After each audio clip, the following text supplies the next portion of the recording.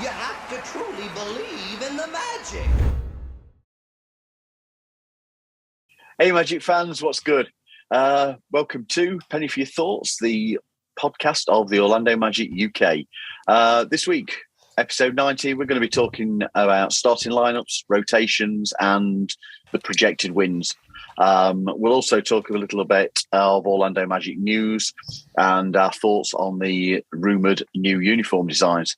So, before we get into all that, let's welcome everybody. Connell, how you doing, mate? Fresh back from the States. Yes, I'm very good, thanks, Paul. I actually was in Orlando as of 2 days ago. I was there for a little while, out just on holiday. Unfortunately, no basketball to enjoy this time, but can never complain with the trip to Orlando, I don't think, can you? Yeah, mate. It looked a beautiful place you were staying.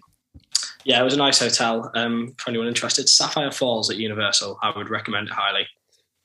Quality, mate. Quality. Gary, how you doing, pal? Free from the rigours of exam marking. I've got a black coffee here, mate, if that answers the question. You're looking very jacked there in the vest, Paul. Oh, cheers, mate. Cheers. I've done very little other than sit in the sun recently, but I need to make some effort. Only 88 days till we go. And I'm not going to stand next to Mikey with the shirt off with quite this much dad bod. You've got him. You've got him. Speaking of Mikey, how you doing, mate? You all right? I'm doing well, mate. Thank you. I've still got plenty of training to put in as well. Don't worry about that, mate. The still on your back painting that Sistine Chapel? Say it again. Are you still on your back painting that Sistine Chapel of a barn? You've been at it so long, mate. I finished that now. That's done. 3 weeks worth that was, but there we go. And G, fresh from the hairdressers that was clearly shut. How you doing, mate? Very good. Very good. It's been one of those days today. Work's been a bit stressful this week, and it was one of those days and nothing goes right. You're trying to do your hair and it's like, oh, sod it, I'll just do this. So, yeah, that's why it looks a bit different. Did you have your eyes shut? How the hell can I take the mickey out of anybody for the hair? You know, I shouldn't be allowed to even make a comment, mate. You two guys ready for Butlins this weekend? Oh, yes. Yeah, so we go in about 12, 13 hours time from the time we're recording now. So, yeah, looking forward to it, but I haven't started packing yet. No, a couple of Magic shirts, pair of shorts, you're sorted. Job Two done. pair of pants, job done. You don't need any hair wax or gel now, so you're sorted. Yeah, I know. Bring your clippers, Mikey. Bring my clippers. I don't think you need them, mate. Mikey. All I would say is don't nod off with G anywhere near you, just because he's going to want to get back. He's not going to want to look bad outside of you, mate. That's all right. I'll put a permanent marker in the bag just in case. I've always got another trick up the sleeve, pal. Right heat across his forehead. Can you imagine? In suntan cream. In suntan cream. Yeah. Go Celtics on his arm. My God, I thought you were my friends. To be fair, mate, we've had a bit of a rip to start with, haven't we? We'll lay off you for 5 minutes. Let's do the affiliate plug. We'll do the affiliate plug and give you 5 minutes, mate. So sorry to bore anybody, but as always, we're going to do the shameless plug. And as Mikey said last week, if you would like to help us do what we do, there's several ways that you can do it. First is simply by subscribing to the Orlando Magic UK YouTube channel. The reason we ask is simple.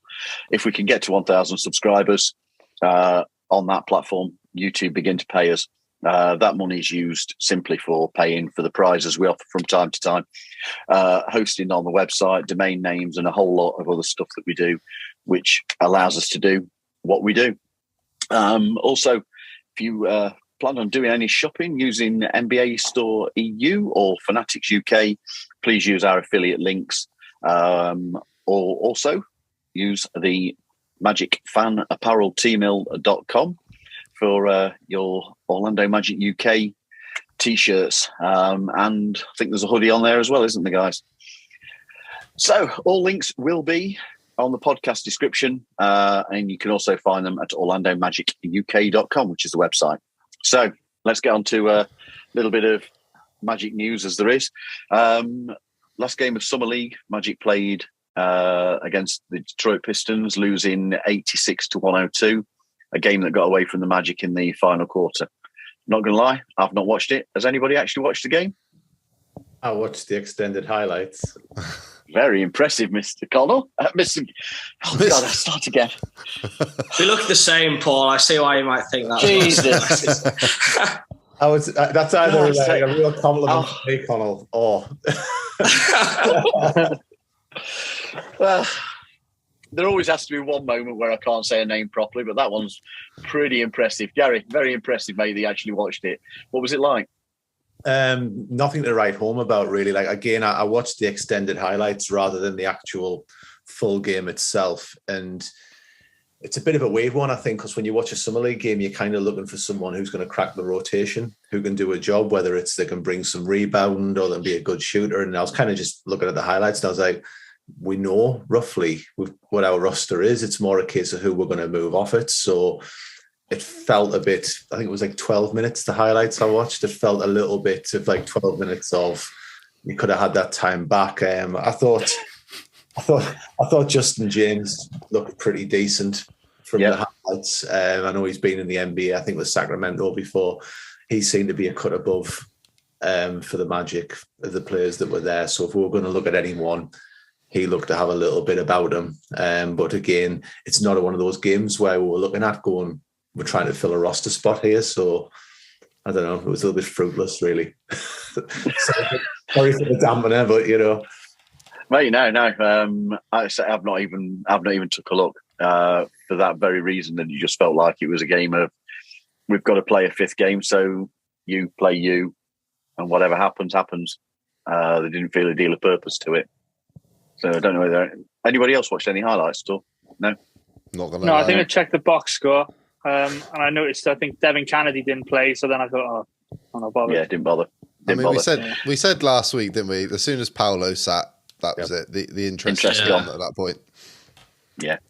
So that's it for actual hard news. But we've had one or two rumours circulating on Twitter of a new black city and a blue statement jersey. They've come from Omar Magic 12 on Twitter. There's also a suggestion that the classic jersey that we were perhaps all expecting has been delayed for a season or two. Gary, you fired this into our group on Tuesday, I think it was, with what was your take on the phrasing about the total rebrand that could come as early as next season if we do well? I think it's needed. I've put, I would consider that the three generations of Magic jersey. You'll notice the one I've left out, which was the more the people who were crediting it would call it the clean jerseys. But I consider those the era of Magic jerseys. And when you look at it, it's really, we waited for Dwight really to start blossoming before we actually launched into the moving from the plain jerseys into the new look. And when you look at it, that's a long time ago. There's a lot of water gone under the bridge. And I think the jerseys there will always be associated, the final one, the white one, with Dwight and with Vooch. And I think now we're probably going to be, I think, at the end of the season in a position where we're a talked about young team, where it's either we've made the play-in or the playoffs, or we've missed out, but we've been impressive. And I think it's time to capitalise on that. My hope is that we start having an identity as the Orlando Magic, where it's a case of, I'll hate to say this, I'll use Boston as an example, but Boston they don't deviate too much from the plan with a Boston jersey. It's white, it's green, it's classic, it's clean. And it's the same with the Bulls and other, what you would say the older teams. Well, we've been around since 1989 now. And I think whenever you do anything with the Magic, really, you should be looking at the case of there should be a lot going on with the font. There should be a lot going on with the font. We should make use of the star. You should be seeing blue, white, black, silver, and there should be pinstripes and stars involved. And whereas they are teams that reflect the older era of the NBA, I think the Magic, being a team that was branded at the end of the 80s, should always reflect that. So I'm hoping we will see that and maybe move away from the current font that we have and back to something a little bit more in line with the first two jerseys that we had, either the star print or the pins. Yeah, mate, I think that's what we're all kind of hoping for. I'm actually currently writing a article for the website about the evolution of the jersey. Mm-hmm. I mean, you don't realise that we've had this particular home jersey since 2017. Now, it's been around for a good while with absolutely no change. So we're probably somewhat overdue, at least some sort of restyling. But let's hope we go back more classic. I think that would be a positive that we'd all really love to see. I think, Mikey, you spoke about the blue statement jersey on the group, and you thoughts were that you'd prefer to see white pins instead of the black. But you've been playing about with it since, haven't you? Yeah, I changed my. Where you at, mate? Where you at? Well, I've got to apologise to Omar quickly because I was messing about with the design earlier. I sent it to you guys. I was like, I'll just post this on Twitter, and I've got a bit of a telling off because I took his Twitter handle off of it. So my bad. But in terms of the design, didn't know that. Yeah, in terms of the design though, I originally said I would have liked to have seen white pins like we've seen on previous jerseys, but it makes it too loud, I think. I think the black pins sort of emphasise the stars on the side panelling a little bit better. But the sort of quick mock-up, the terrible editing that I did earlier, all I did was just put the original Orlando logo on it. And that just made the jersey pop even more without changing anything else. And I think if the Magic can learn one thing from this potential new rebrand in a year or so's time, put the original logos and numbers styles back on the jerseys, because the jersey, I mean, we've seen with the City edition the last couple of years, like with the ORL, which we weren't all fans of, but you could kind of get the concept from it. And obviously last year we saw the Magic on the front of it. Although the design changed and there was different colour schemes involved, it was still identified with what we know as the Magic. So, yeah, kind of backing on to what Gary said, I think if the Magic can go back to the original logos and the original numbers, I think they've got a lot more wriggle room for changing the designs of the jerseys. But, I like the blue. I do like the blue jersey. It'll be interesting to see what it's like in person. But, yeah, we need to move on from this sort of like, what's the word? Just standard sort of like I don't know. It's not a Magic template, font, is isn't it? Yeah, it's too corporate-y, I think is probably the best word for it. Do you feel there's a lack of imagination going into some of them, that it's just a very bog standard, this is where we are at the minute because there's not a deal of interest? That's just NBA jerseys in general at the moment, though, isn't it? You look at the Utah's rebrand, and you look at Cleveland's rebrand. Theirs is just bland and. Yeah, that's just the way the NBA jerseys are going. There's not a lot of imagination going into them, and I think some of that probably falls on Nike. But yeah, I mean, you can't get, like Gar said, if you put stars on a Magic jersey and you put pinstripes on there, you can't go far wrong. So, Connell, you and I were kind of at odds with everybody else on the black one. That we actually quite liked it, if people haven't seen it, go and check out on Twitter at Omar Magic 12, because it's him who's put the thread up. And he's been pretty close over previous years with regards to the release of the City jersey. So, Connell, this black look, what was it you liked about it, mate?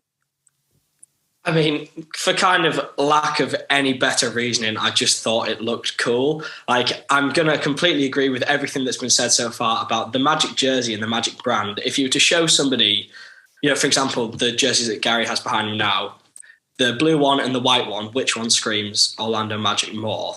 Every single person is going to say the blue one. And the formula isn't difficult. It's pinstripes, it's stars, it's Magic. That's what it is. And it is a shame that we've seen in recent years, not just for us, but for other NBA teams, the way that it's going with, obviously everyone's jerseys are made by the same company. They're kind of resorting to a little bit of laziness, it almost feels like. I understand that kind of minimalism is the trend at the minute, not even just in basketball, with company logos, everything seems to be going that way.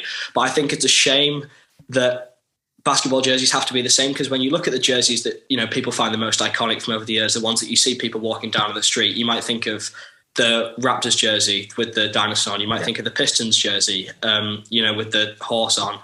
You think of the Magic jersey that Shaq was wearing. These are the jerseys that scream like iconic NBA jerseys. There is no chance that in 10, 20 years time, people are going to look back at Utah's new jersey and think, oh yeah, that was one of the all-time great jerseys. Because it doesn't matter what the team do in it, I don't think. That jersey won't stand out. And I think that with the new era that we're coming towards, obviously our team's so young, they're very exciting. I think this will be a year that we really announce ourselves with Paolo, with the leaps that I think Jalen's going to make, Franz is going to make. People are going to start finally taking notice of us. And it would be nice if we looked good while we were getting notice taken of us. And I think that rebrand's definitely overdue for me. Like, from a neutral's perspective, if I, obviously I have a lot of Magic gear myself, my family make comments on it saying like, it looks, basic, kind of inexpensive, like an off-brand version of what the Magic is, because they understand the Magic to be like stars, pinstripes, kind of that real like iconic brand that we had built up, and then to see that kind of fade away is a shame. So I think that if we could kind of go back to that with, hopefully what's going to become an iconic team, fingers crossed, with the iconic jerseys back, it would all kind of go hand in hand nicely. But anyway, to answer your question, I completely deviated there. I just think the black one looks cool. Mate. Nothing else to that. It just looks cool. It doesn't have to be anything else, does it? I mean, I did say I liked it. I liked the simplicity of it. The thing I didn't like was the font of the word Magic. And I thought it kind of looked Ouija board almost to me. I didn't like it at all. Gee, you weren't a fan at all and made the shocking comment that you wouldn't buy it. Now, I'm not going to lie, I find that difficult to believe with your collection of Magic jerseys. I refuse to believe that you're going to have one absent. But what made you say that you disliked it so much? Yeah, that's a bit of a knee-jerk reaction. I will get it. Otherwise, there'll be a gaping hole in my collection. So I'm going to have to get it. But I might not wear it as often as I wear the other ones. So for me, it's just what the guys have said, Gary, Mikey, Connell and you, Paul. It doesn't have the qualities that we notice in a good Magic jersey. It doesn't have the pinstripes, doesn't have the stars. It doesn't have, some sort of element of Magic to it. It's a little bit, for me, plain, a bit like a template, a bit boring. Big fan of the font, as Paul has just mentioned. It reminds me of perhaps like some sort of a Western kind of font. It reminds me of, there was an All-Star game, I think it was in New Orleans back in 2008. Because I remember getting a Dwight Howard Eastern Conference All-Star jersey, and sort of halfway down the number, it sort of just kicks out a little bit. Quite get that and what they're going with, because what we tend to find with City jerseys is it's got some sort of homage to the area. There's a reason for it. And going back through them, the older Magic jerseys, we used to have, like I'm rocking the Space Coast one now, with the sort of the galaxy pattern. We obviously had the Florida orange, and hence the orange theme. So I'm a little bit perplexed as to what the theme is and how they're going to try and sell this to us, because there's always a marketing ploy behind it, isn't there? So I will get it. But it doesn't. I much prefer the blue one. And I prefer the previous year's ones. It just looks too basic. I'm just looking at it in the corner right now, and it's not a fan. If you take the Magic font off of it and put the nets and put the Subway numbers that they had on their jerseys on, I think it was their City jerseys they had a couple of years ago. The rest of the jersey looks like a Brooklyn Nets jersey. It does, yeah. Yeah, it I can see that. As you guys have mentioned before, that jersey we had between 2003, 2008, when we had, beginning of Dwight, Steve Francis kind of years. Yep. It's just the generic Magic or Orlando with two stripes down either side and nothing else other than a little star on the chest. Mm-hmm. Even if I had the little star on the chest, that'd be a bit of a homage to that jersey. I hope this is wrong. Gee, what they're going to do is they're going to sell it as like they're going to pay a tribute to Rob Hennigan and say San Antonio Spurs, like Rob Hennigan, like a tribute jersey. That's what it's going to be. Tribute to the dark days. Yeah, it's honestly blackout, dark days. Looks like a Spurs jersey. It's going to get the Rob Hennigan fit or something like that. Jack Vaughan as well. That's what's coming. I do get what you're saying though about there being no stars. I mean, I was saying writing this article, I hadn't realised that the silver sleeved one, that the silver was picked as a homage to the original stars, the colour of the stars. I didn't realise that. Not as I was a fan of those jerseys, but there you go. At least they'd even still got a pinstripe through them. But we haven't had a silver jersey until that one. Yeah. So why can't we go back to that? We've already got a black one with the blue pinstripes this year. So why do we have something different rather than having two blacks? Do you know what I mean? Yeah, I can see exactly where you're coming from. About. Yeah, I can definitely see where you're coming from. It's just not bold enough for a City jersey, is it? I was never a fan of the silver ones back in the day anyway, to be fair. I thought they just didn't look as kind of like clean and nice and magic-y as like the other ones. I thought they just looked a bit cheap. I mean, I'm curious to know what your guys' thoughts are on short sleeve jerseys anyway. I don't know if you ever spoke about it before, but I'm personally against them. What G, what do you think? Short, like the t-shirt style ones they had, Victor Oladipo. Yeah, not a fan at all. And Adidas did them, and I think the one I've got is a medium, and it's like a dress on me. It's massive. I think Mikey got a small, didn't you? And that was big on you. And it was still big on me, and I'm 6'1". So wow. I don't know. They weren't the best. If it's not broke, they're not the worst though. They weren't the worst jerseys either, though. Which are we saying is the worst?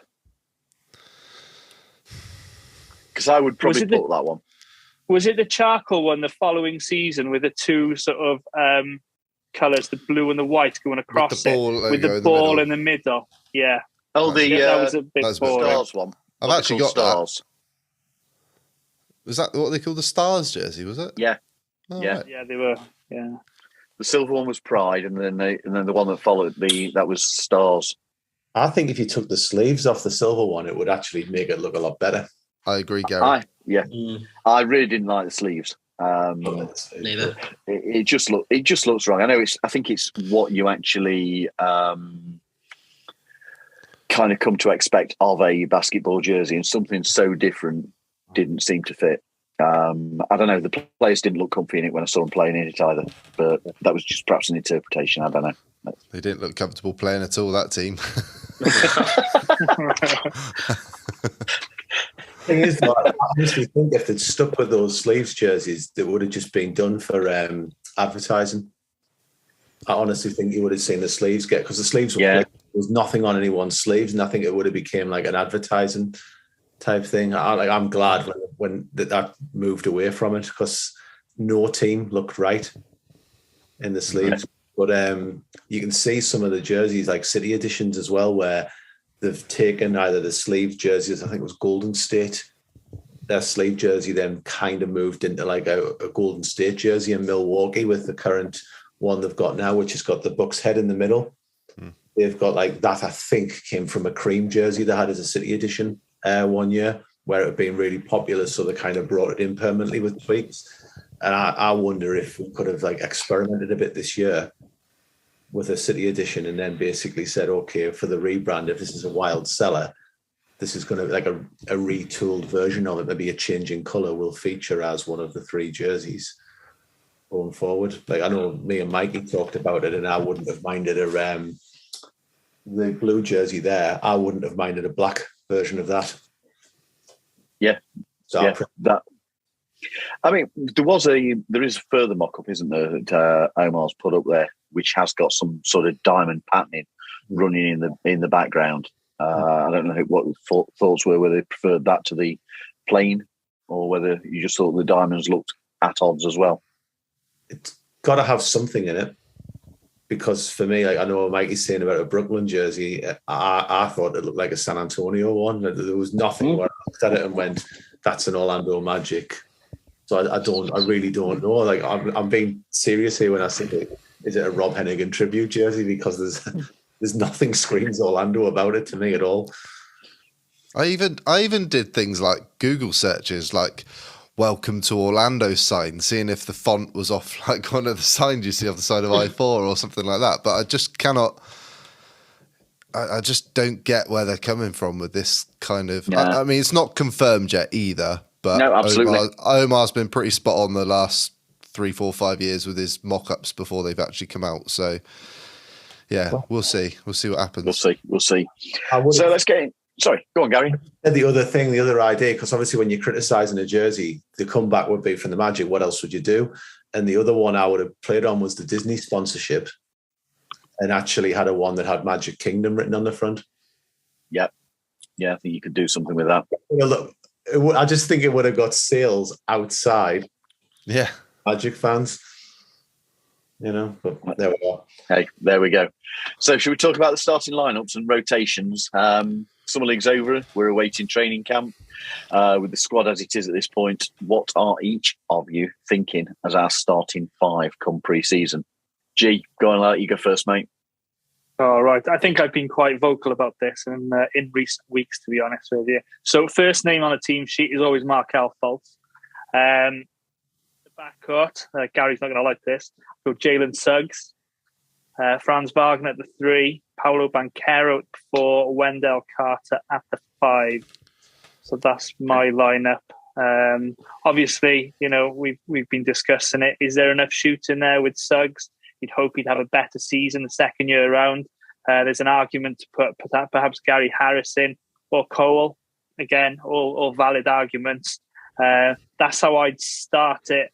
But, That's my what you're going decision. It's Coach Mosley's decision. Yeah. Yeah, it's interesting to see, mate. Interesting to see what you're going with. Connell, where would you be? I'm the exact same as G. I'm going to go Markel, Jalen, Franz, Paolo, and Wendell. And I think that the backcourt is probably the biggest one up for debate there for me. But the reason I'd go for Markel and Jalen is because I think Markel is the best player that we have at the minute. That's just my opinion. I think what he showed when he came back from injury, I feel like he's going to make the biggest impact for us. And then the option for that second spot, I feel like Jalen has the highest ceiling out of him and Cole, in my opinion. I feel like that's probably shared amongst most Magic fans as well. And we need to be realists in the sense that next season will probably be another developmental one focused on the youth. You needed, I think, 43 wins or something to make the play, and that's what Charlotte got last season in the East. And I don't think that any of us would say that we're going to be competing next season for the playoffs. So I think that Mosley will agree. I think that everyone in the organisation will probably agree we need to focus on development again, and giving minutes to somebody with a higher ceiling who's potentially going to go on and be an important guy in a team that's competing is more important than giving Gary Harris minutes. That's what I think. Okay. Gary, are we having a slight difference here? Yeah, I would go Cole, Markel, Franz, Paolo, and Wendell. And I'll go back to the sample that was seen last season, pre-injury, before the team started to tank.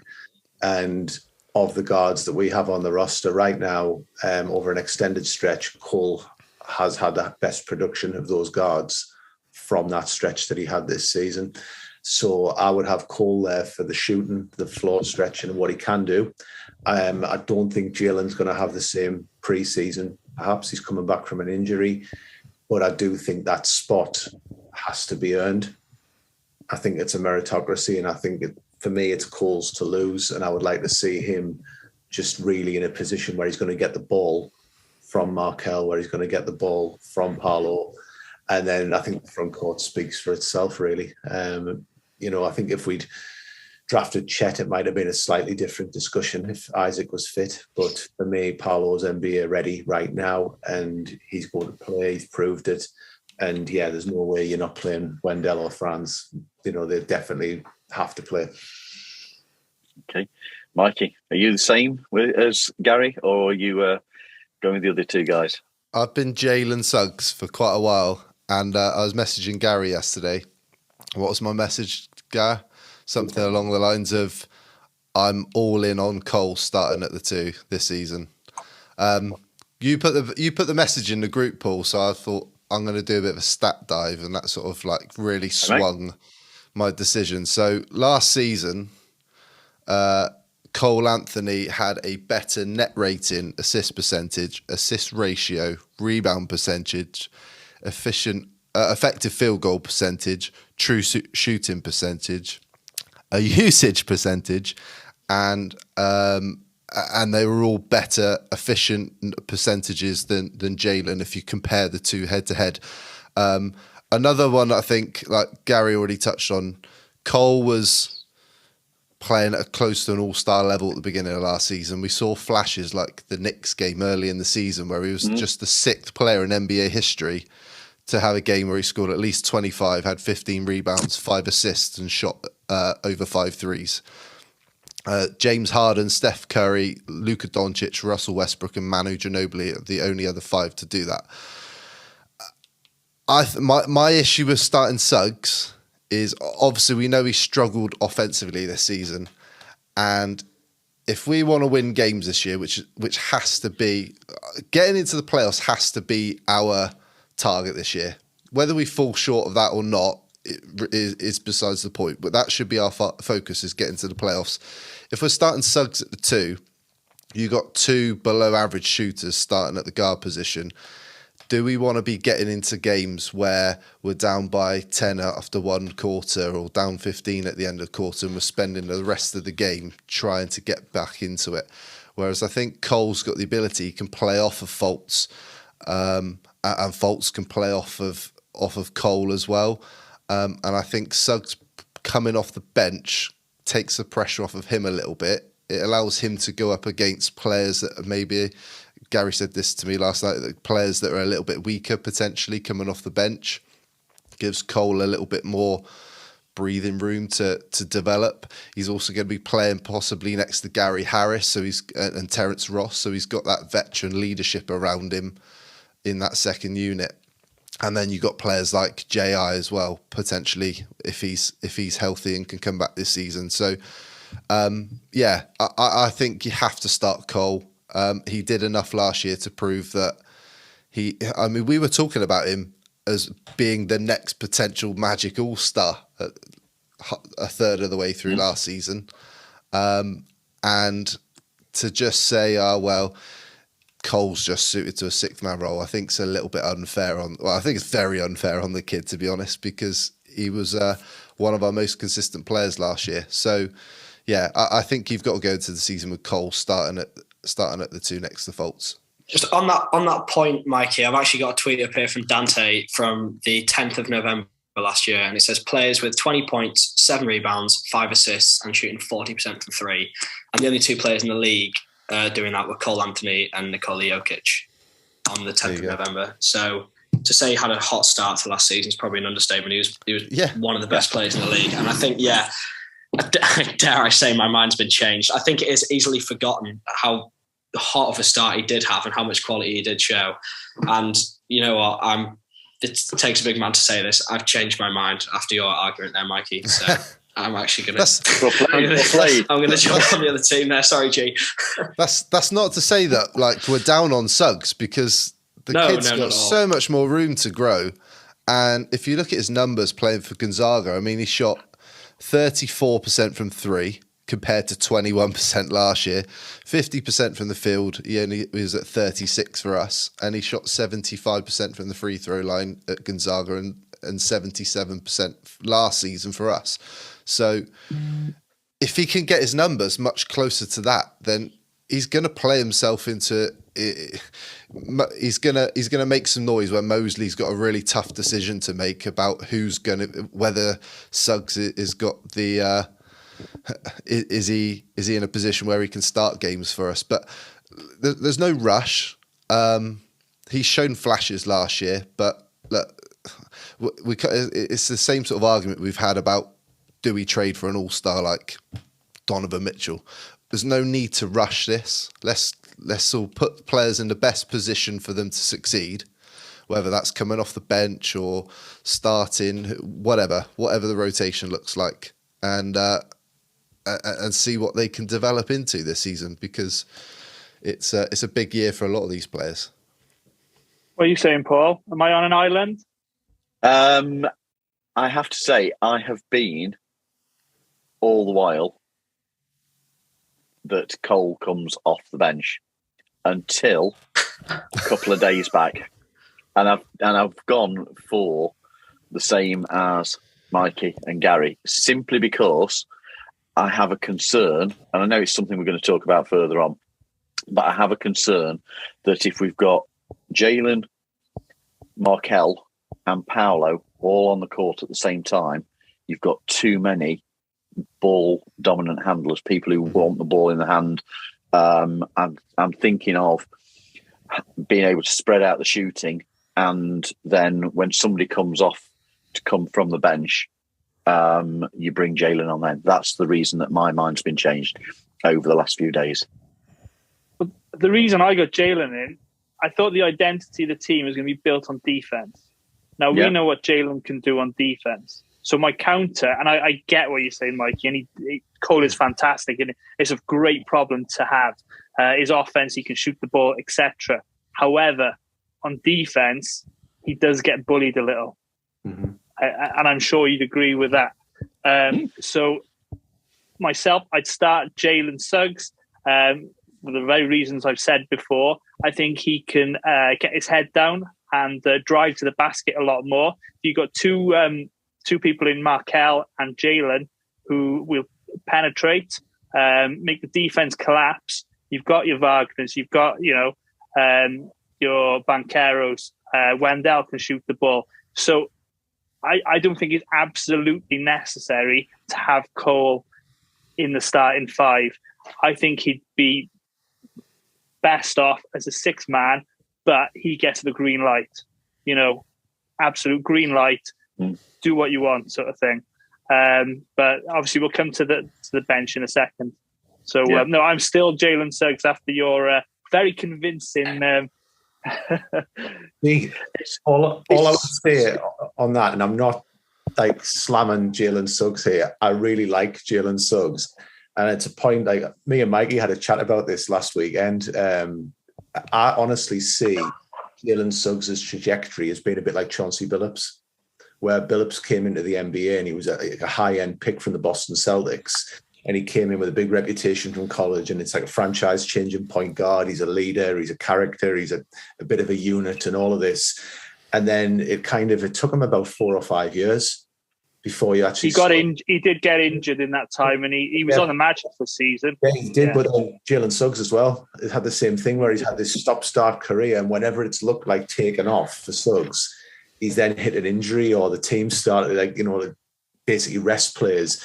And I wonder if it's going to be the same thing, where you've got a guy who's come in, who's got all the tools, all the assets, spotlight was on him. But instead of hitting the ground running day one, it's been a bit stop-start so far. And it's just going to be like how a team manages him.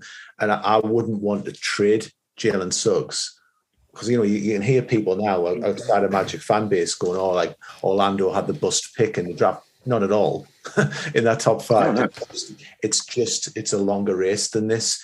And I wouldn't be surprised if when all was done, Jalen Suggs had that kind of Chauncey Billups style trajectory where it was just a slow start. And then in year 2, year 3, year 4, where it's a case of, wow, where was this guy at? Yeah. I can see my comparison for him is Marcus Smart. Mm-hmm. Give it a couple of seasons. He's very aggressive defensively. He'll be like Marcus Smart for me. So, like you said, no way you want to trade him. But, it's a long game, mate. Yeah, absolutely. The other one more point that I want to add to this as well is Mosley talked about playing with pace and playing with the pass when he was hired last year. Cole Anthony was the second highest assist player last year. So if you're pairing him with Fultz, you got two players that are willing to make that pass and play make for others. You're also trying to balance Fultz's weakness. We know Fultz is not a good 3-point shooter. I think it was 26% or something last year in a few attempts that he had. That doesn't really matter. We know what we've got in Markel. Like, he can shoot the mid range. It almost feels like he's automatic from there. He can get to the free throw line. He can get to the basket when he wants. But having that player that can help spread the floor that a little bit more, I think is going to open the floor up more for Markel as well. And I think if Jalen's out there, that might shrink the floor that little bit more. And offensively, could create some problems for Paolo as well. But yeah. And then you can make the argument, well, if you play Jalen, you got a little bit more perimeter defense, where we're not going to be starting Mo Bamba this year, more than likely. He's going to be coming off the bench. So you're not going to have that shot blocking ability if players turn the corner and get behind them. So again, you can make the argument for both players. But yeah, right now I can't see Cole Anthony not starting. He has to start for me. Mikey, who are you bringing as your core guys from the bench? Do you know what, right? I was looking at this. I was looking at the depth chart earlier, and I was thinking, do you know what? Our second unit we'd have been happy with this team 2 or 3 years ago. As I was going to make the same point. Yeah. Right? So if you look at it, you have possibly Jalen Suggs, Gary Harris, T. Ross, Isaac, and Bamba coming off the bench. I mean, that is a hell of a second unit. It's still young, well, in terms of and the inexperience with like Bamba's still a young player. Isaac's not played a lot. Suggs has still got the ability to develop, but Harris and Ross, their leadership's off the bench, providing T. Ross is still here, is going to be key. They're the 5. I would like. 4 he asked for, mate. Hey? He asked for 4. You can have as many as you want. But you're not playing a 9-man lineup, are you? That's my argument. Mate, No? mate, I'm happy with whatever rotation you want to go with. That's the question. That's why I picked 4 because of injuries and looking at do we always have a Markel or a Jalen on the floor for primary ball handling. So that's why I went with 4. I think you've got to have Fultz or Anthony on the floor at all times, and rotate Jalen in between them. Personally, yeah. I didn't really answer your question, did I? That's cool. Gary, what are you going with? I think primary guys. I can't disagree with what Mikey said. Really, I think Jonathan Isaac for me is going to be eased back into it. So if you're saying only 4. I think Isaac's the one where you would go, actually, he's going to see lesser minutes because with this latest, there's another injury type thing, knowing how the front office work, he's got to really be wrapped in cotton wool. The asterisk I would add is it really depends, I think, as well, who we're playing against, because I think there's games where you need more Wagner, where you need that guy who riles people up, who's a bit of a piece of work, an agitator. And we've seen it already, like Montrezl Harrell before. I've said it on the show. He used to just have a free reign with the Magic until Admiral Schofield decided the gloves were off. But it took somebody to do that, and Wagner's that type of character as well. So I do think there's a place for Wagner. But with the way the team's built, I still think there's minutes up for grabs. I think there's a place for Chuma. I think there's a place for Devin Kennedy if he gets in the rotation. RJ if he cracks the rotation as well. There are minutes there to be won. And I think it was said last week, RJ hasn't had the greatest showing in the summer league, but then look at France, as you rightly said. I think Paul in the last week's show, and then even look at Cole in last year's summer league. He had a night, and then very true.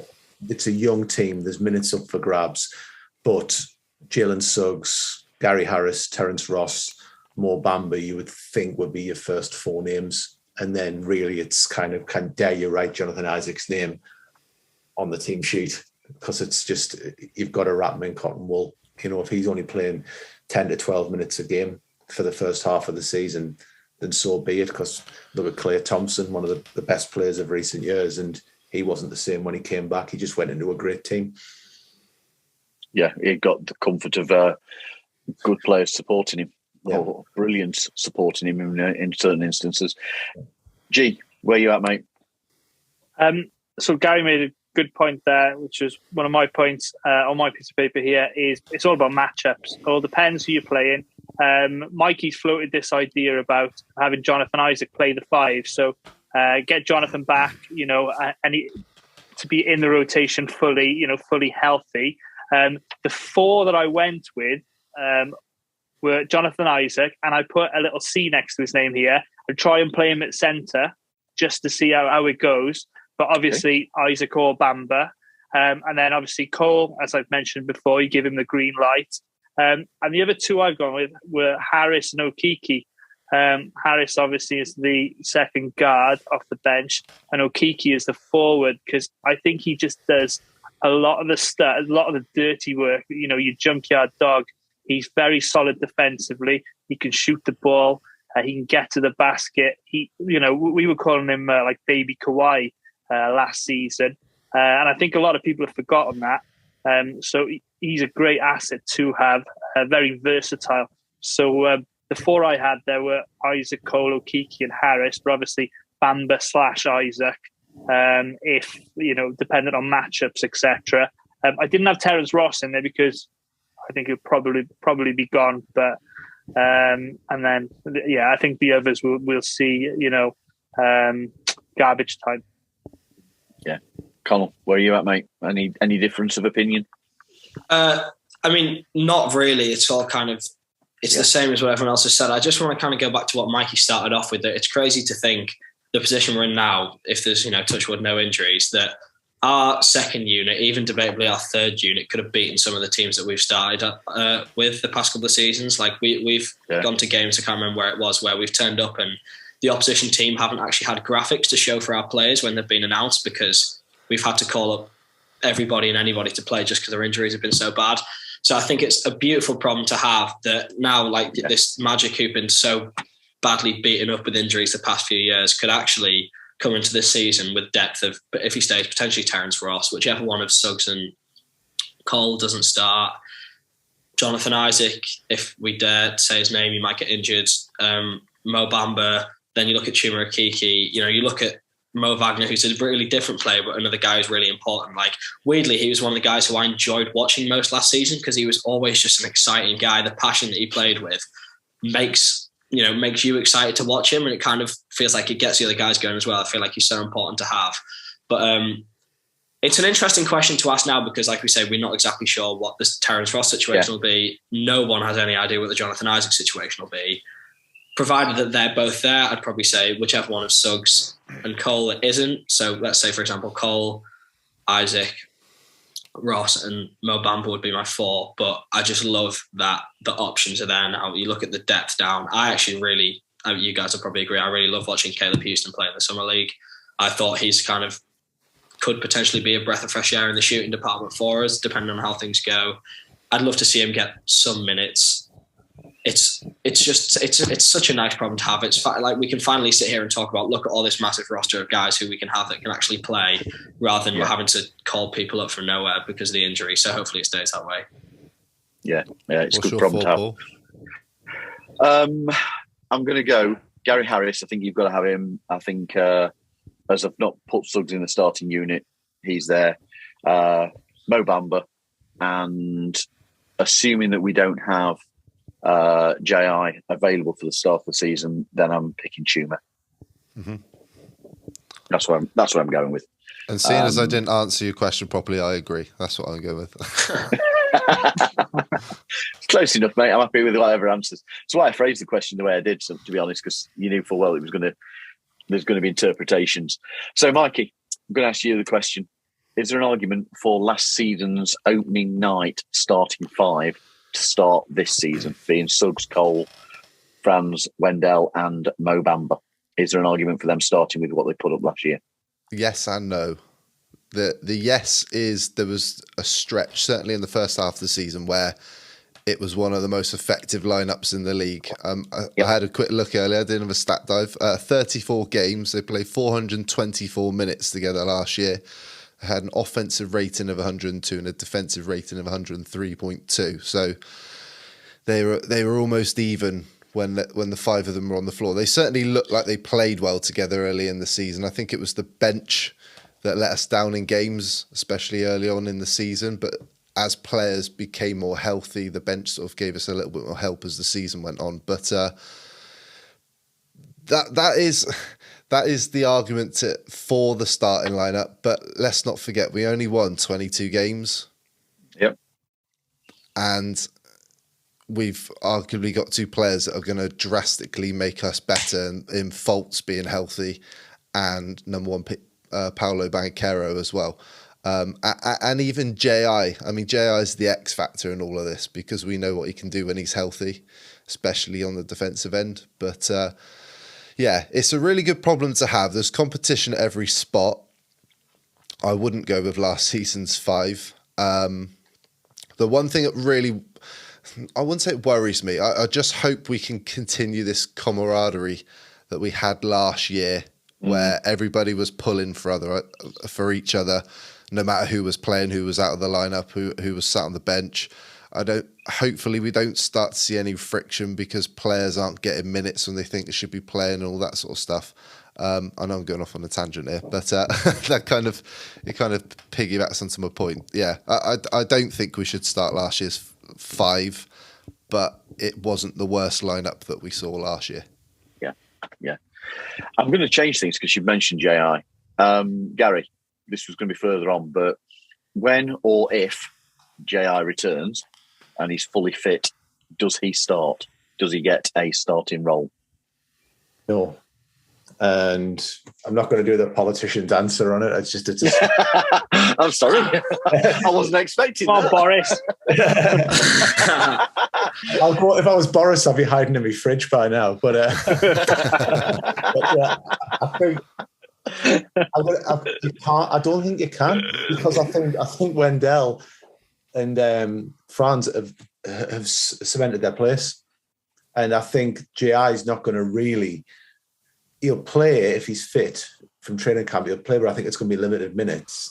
And then you're asking the question: well, do you ditch Banchero to the bench? And that's the guy who's going to put the ESPN and the national eyes on us. Everyone wants to say the number one pick.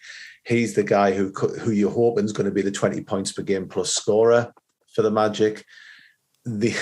The only other way around that would be if you're trying to accommodate everyone, and I'm not saying this could happen, is if you're then saying, well, can Franz play the 2 guard? Yeah. That's the only other way, because I think that Wendell, Franz are nailed on, and Banchero is the guy we've drafted to be the future. Apparently the Magic of being, looking at the guy and watching him since he was in high school. The reason I wanted to ask the question was because of what has gone before.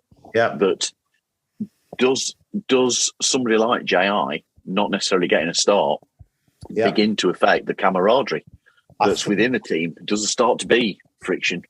I think that, to be honest, I think JI, whatever people think about his character politically, I do think he's morally, but he's where he's got the good of the team, and I think he's a wise enough guy to know, actually, I haven't been here for 2 years. And I think, apart from the presence of Mosley there, I think the generals, so to speak, in the locker room are probably Cole and Wendell. I get that impression. It's them two, and I think they will keep the camaraderie right. And I think if we're looking down the line, if we get a healthy Jonathan Isaac, I wouldn't be surprised if he was the centerpiece of a trade. Right. Because his value, you can see that. His contract is favourable. And if that player comes available and you've got a healthy Jonathan Isaac, defensive player of the year style characteristics, I think he would be the one who would be one of this is what you get. So I think GI, that might be what happens. Who knows? Depends who's dissatisfied round about All-Star break. Okay, that's interesting.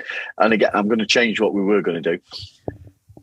Garan, I'm going to come to you because we've just been talking there about JI. So let's talk about the bigs. Wendell Carter Jr., Mo Bamba, Mo Wagner and Bol Bol are your centre players.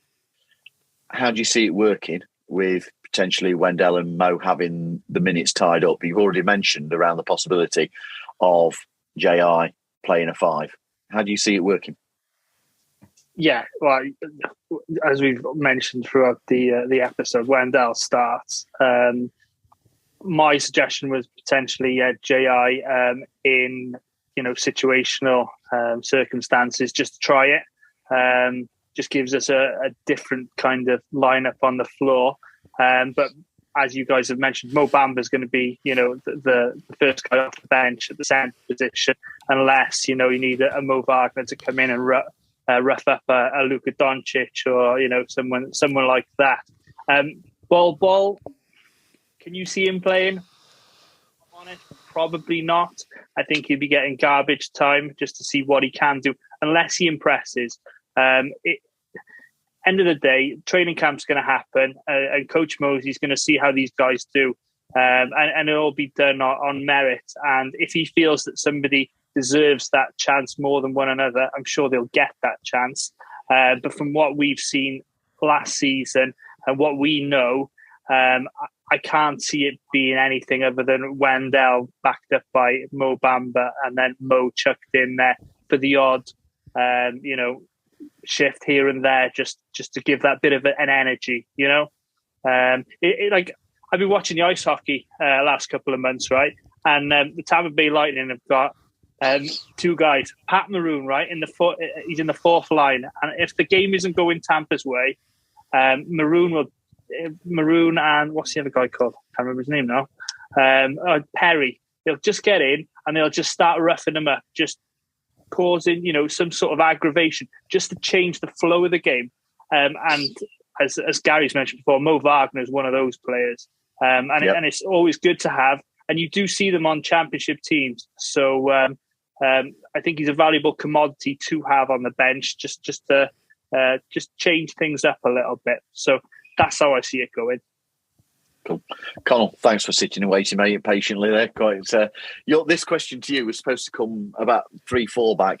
But, mate, what do you believe the best combination of guards is between Markelle, Jalen, Cole and Harris? I know we've kind of covered some of this already.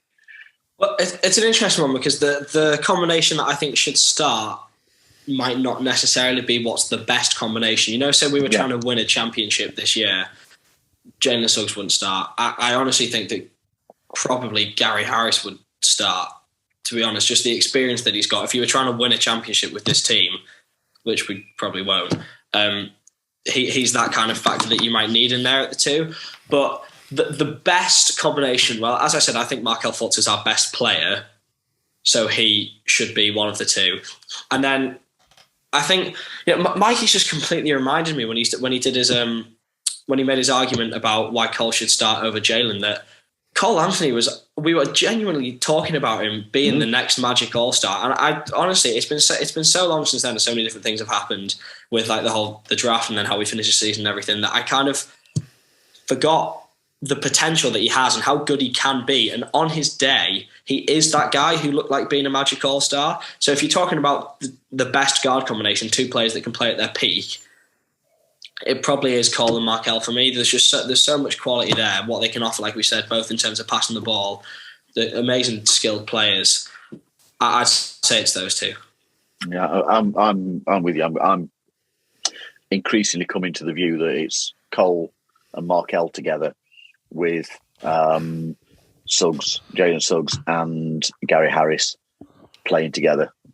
Both have got then support of an experienced NBA player. Both have got both ball handlers have got a potential shooter with them. I mean, you look at how well Gary Harris actually shot the ball last season from his corner. He was the best in the league for percentage wise. So that's where I'm at with that. I've got a question for the four of you. Go ahead. Paolo was the number one pick. Yeah. And is obviously one of the main pillars, one of the main players we're going to be building around. What players do you think are on this roster complement playing with Paolo in the next 5 years?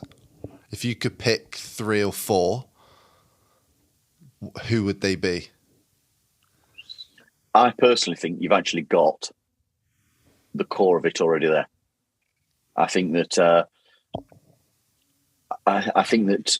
given a couple of years' experience, Jalen could be a really good ball handling. I won't say Chris Paul-like, but I think he's going to be somebody who, as Markelle does now, as David Steele said a couple of weeks back, he gets to his spots, he knows his spots, and it's almost money when he gets to those spots. I think you've got the potential with Jalen to do that same sort of thing. He's got to learn to not turn the ball over so much. Shooting's got to improve. But we're talking about one season. And I think there's an over expectancy with somebody coming into the league that we're almost wanting instant gratification, that player doesn't have time to develop.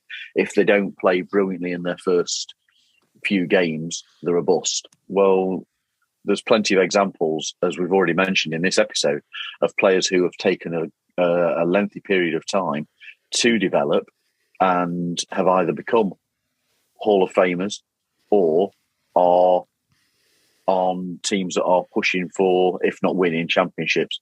So to call somebody a bust after one season is ridiculous. I think Jalen is in that group. I think Wendell Carter is certainly in that group, and Franz for me. I think they all complement his game really well. Ability to take the ball, ability to either pass to him to allow him to shoot, or to get into positions where his ball handling gives the opportunity of firing a beautiful ball in for him for scores to be made. Yeah, I agree with Paul. You know, he's got the core: Suggs, Wagner, Wendell. I'd have Markel in there, obviously, as the fourth, along with Paolo. You've got most positions covered there, and then it's just adding to it, isn't it? So let's just hope they can mesh together this season. Yeah. I'm going to be dead boring here. I'm going to say the same. I think Franz and Markel are the two who stand out most to me. It's just guys who are going to be able to let him be the best player that he can be. Like, if you were to put another Paolo Banchero next to Paolo Banchero, I don't think that would really work too well, because of, he wants to be a dominant player. But not saying that Franz Wagner's not going to dominate games, but I just feel like as a forward pairing, I feel like they complement each other really nicely in the way that Markel. I'm just so high on him right now from the way that he came back, and just watching him just gave me so much hope for what we can see from him next year. The way that he's going to be able to facilitate for Paolo, I think there's some exciting times to come. I would. I don't think it's anything controversial I'm going to say here, because I think you can put Franz Wagner on any team in the league. Mm-hmm. You can plug him in there and he'll adapt. He'll find his way to adapt. And I mean that any single team in the league, Wagner would find a way to help that team be better. So Franz, it doesn't matter. I think he would just survive. He's kind of like Teflon on the rebuild for me. I think that of the other players, I'm taking the view that we haven't seen Paolo at NBA level yet for how he's going to actually fully function. If I was drawing a comparison based on college highlights and what we've seen in the Summer League, he's a point forward. So you could say, is it like a LeBron James? Is it a Grant Hill? Is it a Scottie Pippen style where they're going to dominate the ball? And I'd be interested to see what the backcourt would then be based on a point forward around them, because I think you could look at it and say, well, does he need a great ball handler, or does he need two people in the backcourt then who are going to be defend and score? Because then I would be looking at it going, well, you've got Jalen Suggs, who's your Marcus Smart that G said, and then you could look at Cole. And I'm not knocking Markel Fultz. I love Markel Fultz, but if you're looking at it as a pure Paolo's the primary ball handler, would you just then need guys who are happy to be the secondary ball handler alongside, which could be your Franz, your Cole, your Jalen Suggs? And looking back to Cole, it depends where his ceiling's going to be, but building on his past, when he went into UNC, Cole was one of the top prospects in the nation. That was like a surefire top 5 lottery pick that was being talked about in the draft, where you had LaMelo, Wiseman, and Anthony Edwards. Cole was meant to be in that top 5, and then he got injured at UNC and played on with the injury and damaged his draft stock. And I do wonder if that would mean, if Paolo, and it's the if Paolo becomes the primary ball handler, point forward, would the backcourt be dictated by that? Is it going to be Markel? Is it going to be Cole? Is it going to be Jalen? Is it going to be somebody we don't have?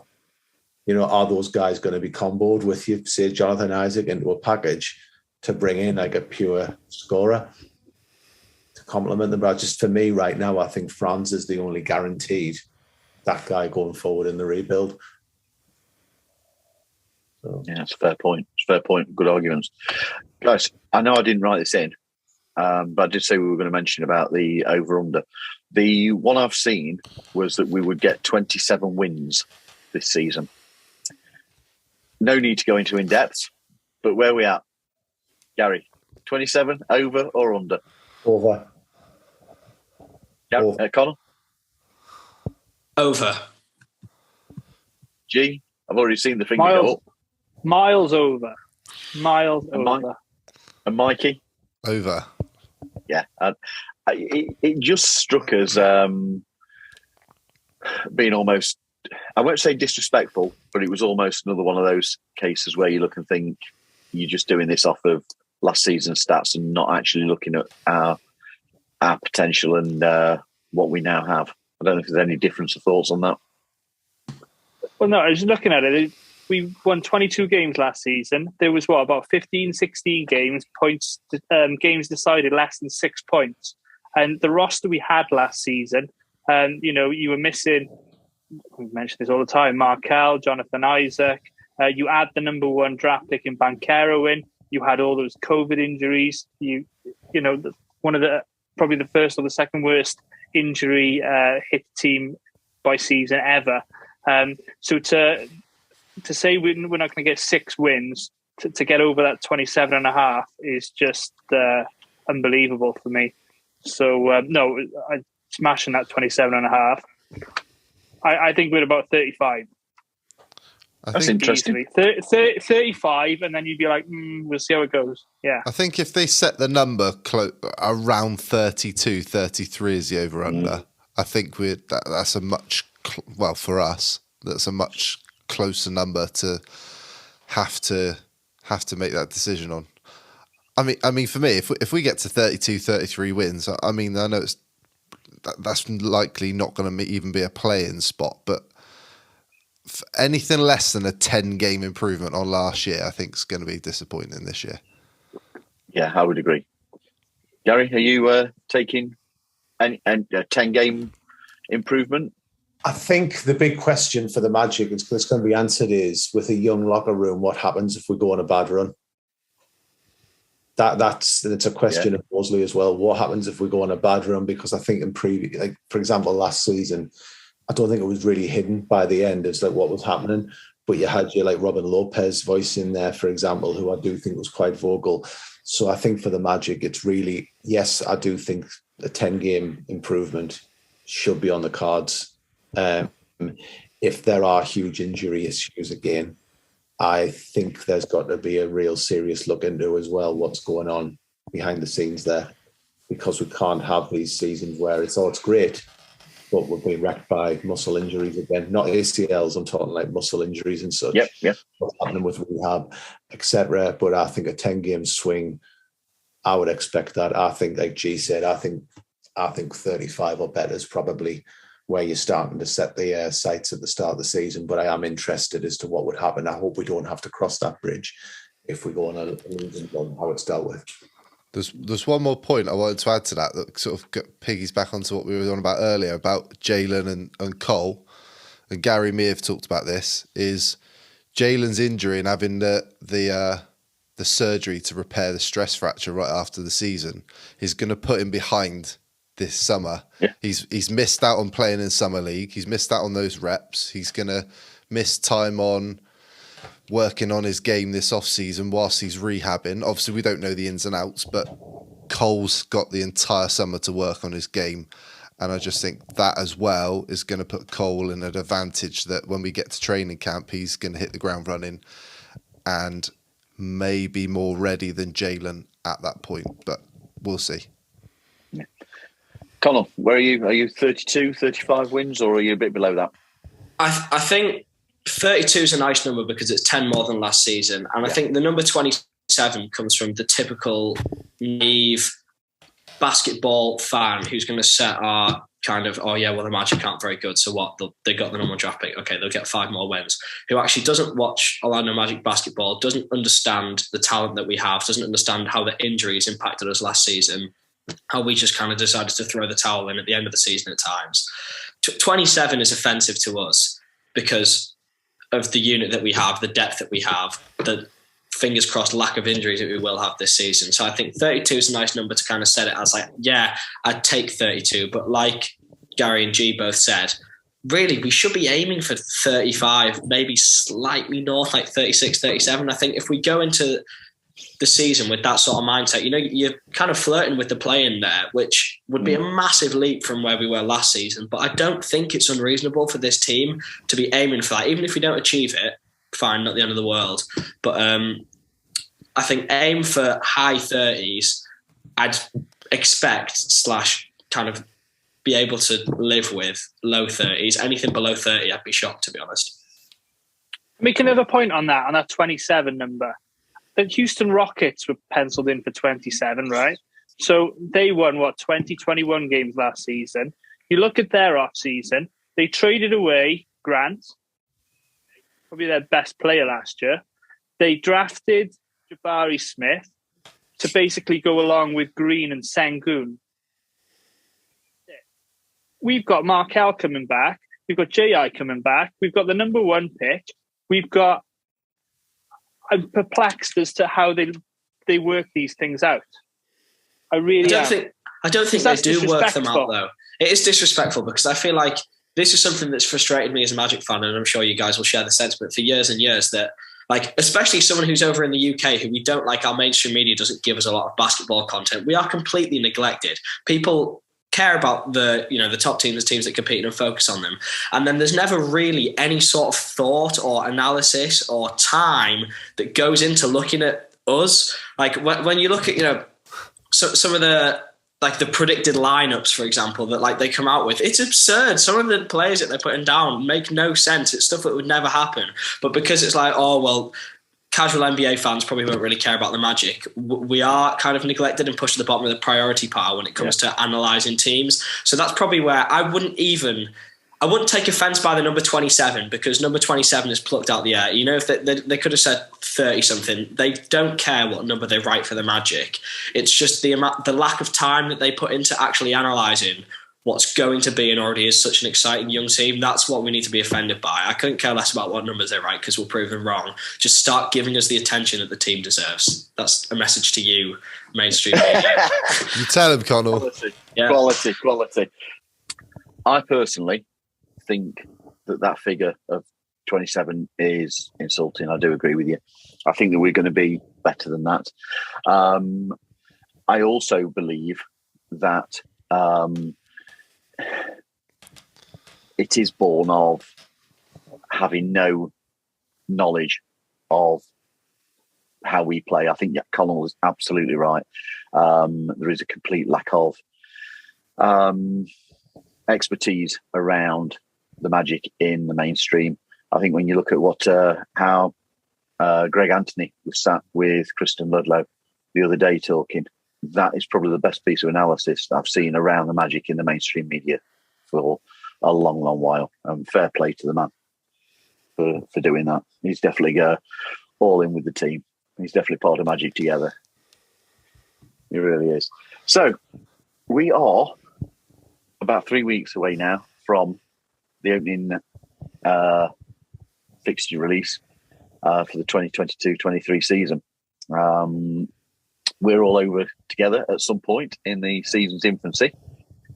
So, opening night in the Amway, our opening home game, whether it's opening night or whether we've already played away, our opening home court game, with a view to who do you want to see us play? Do you want to see us hitting the ground running against a team that we can potentially beat, or do you want to see a team that is going to stretch us, an elite team that's going to actually test the squad?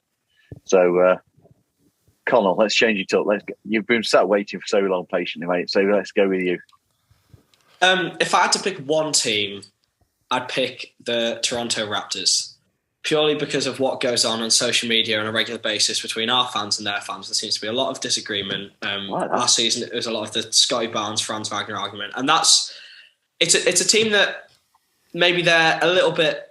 They're probably going to be competing for more wins than us next year. Maybe that's what they'll be aiming for. But I'd love to kind of go out in the first game and silence everyone who's saying that, there's some team that aren't even in the same league as the Magic, because they are. And when you actually compare player for player, look where we are now, look where we'll be in a couple of years. We're going to be a better team than the Toronto Raptors.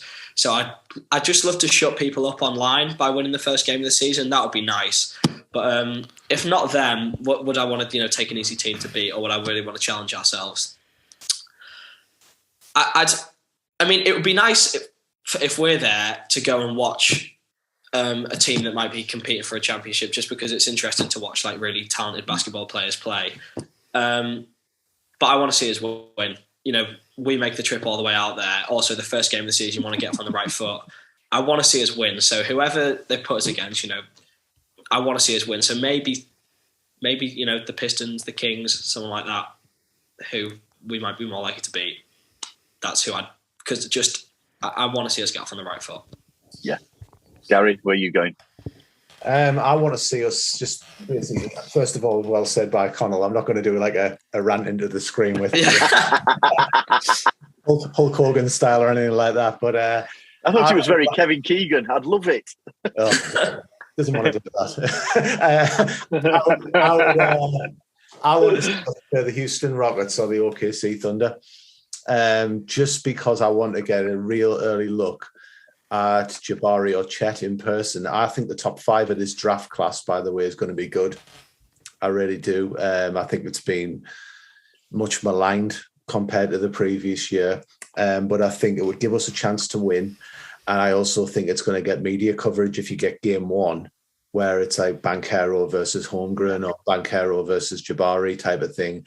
Plus, it's 2 teams who are on a similar level as to where we are, who've got similar standout players. And you've got the whole, if it's Houston, like I think their fans have kind of gone down the Toronto fan base route of, like kicking off about us using the number 1 pick to have, for some reason, it seems to have shocked some people in Texas that the team that selects 1 gets to select the player first in the draft.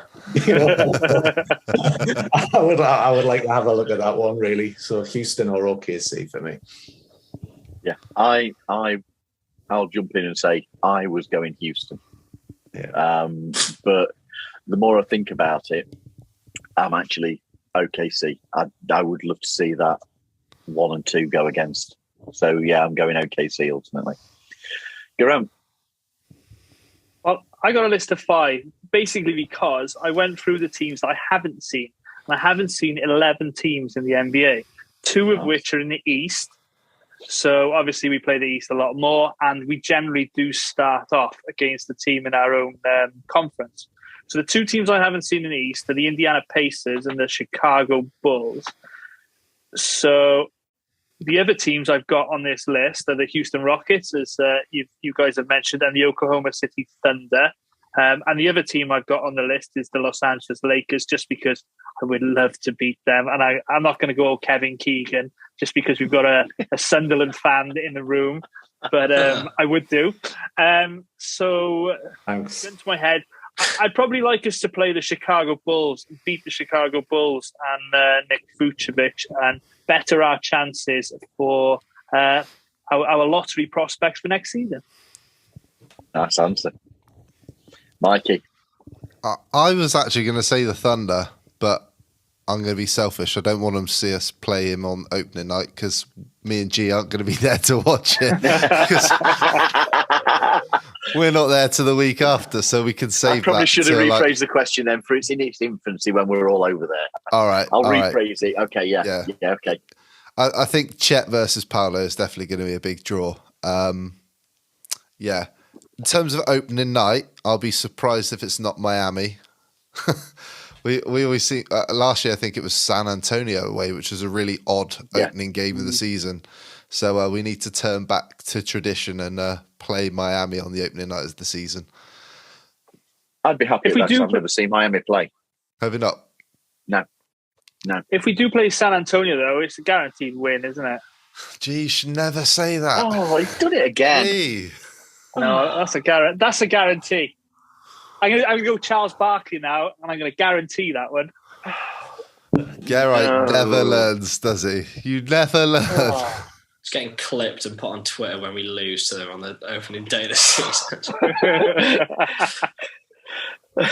You just know that there is some Spurs account is going to take that and keep repeating it on Twitter and all over again. Fair Please enough. look at the rest of our faces because we're all saying, no, don't do this, please. Fair enough. I didn't know there was Spurs fan Spurs though. accounts. That's listened to this podcast for like an hour and a half though. Like, thank you, Spurs fans, for supporting.